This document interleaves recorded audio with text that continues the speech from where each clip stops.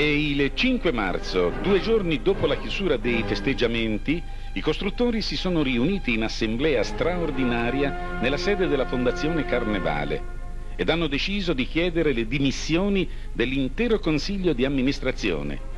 Hanno chiesto inoltre la convocazione straordinaria del Consiglio Comunale con all'ordine del giorno le dimissioni della Fondazione, con fra l'altro le seguenti motivazioni: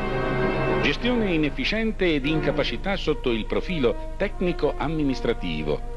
totale scollamento fra le reali aspettative della città e gestione della Fondazione,